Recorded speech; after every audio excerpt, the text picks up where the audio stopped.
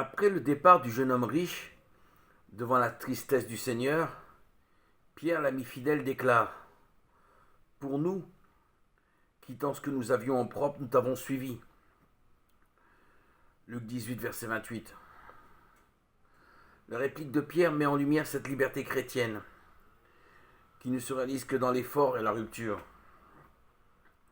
Pierre, répondant à Jésus, résume d'une manière splendide ce qu'est la vocation de l'apôtre et de tous ceux qui veulent entrer dans le royaume, c'est-à-dire participer à l'annonce de la bonne nouvelle. Il faut tout abandonner pour lui, car cet abandon, ce dépouillement, c'est l'amour d'une personne, de Jésus lui-même. Nous t'avons suivi. Dans toute vocation chrétienne, il y a la réponse de la foi, de la confiance, des fiançailles. Il y a un pas à faire vers l'autre, dans l'inconnu, et seul l'amour permet de le franchir. Alors dans la joie, au contraire de celui qui s'en va tout triste vers ses richesses, l'apôtre de la bonne nouvelle renonce à bien des joies permises, mais qui l'empêcheraient de se donner au centuple. Oui, cette voie de la liberté chrétienne nous invite pour le Seigneur à quitter ce que nous avons en propre. Ces richesses qu'il nous faut dépasser sont multiples et varient de l'un à l'autre. Pierre avait quitté sa famille, sa femme, ses enfants, son métier, sa barque et le lac. Riche ou pauvre, chacun de nous possède un univers. Jésus nous fait remarquer que cette liberté chrétienne, dans le détachement, n'est pas mutilation. Elle est marche vers le royaume et épanouissement.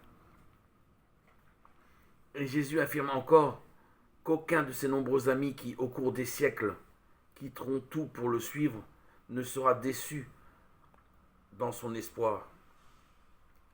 Jésus ne trahit jamais notre espérance, à condition que nous ne la placions pas dans les biens de la terre.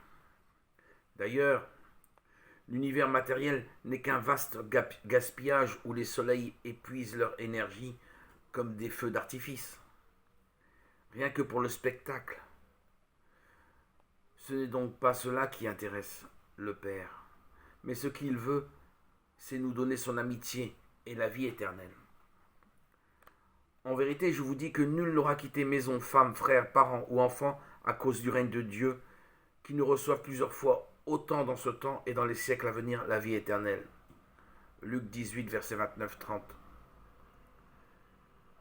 Jésus rejoint ici la pensée des grands psychologues de notre temps. Nul ne doit s'approprier ses frères, et même vis-à-vis de nos proches, notre affection ne doit pas les enfermer dans un amour captatif. Ils sont tous les libres enfants du Père. Pour Jésus, beaucoup de ceux qui sont en tête, de ceux qui commandent, de ceux qui ont un rang élevé, seront les derniers dans le royaume de Dieu. Ils n'auront guère recherché le but essentiel, la vie éternelle. Mais beaucoup de pauvres gens, manœuvres ou laveuses, mères de famille ou vendeuses, gens de rien sur terre seront les premiers dans le siècle à venir. Quiconque aura quitté à cause de mon nom, maison, frère, sœur, père, mère, enfant ou champ, recevra le centuple et aura en héritage la vie éternelle. Et beaucoup seront les premiers, derniers, les derniers, premiers. Et le Seigneur appelle tout le monde à ce dépassement, sans sélection aucune. Quiconque aura quitté à cause de mon nom,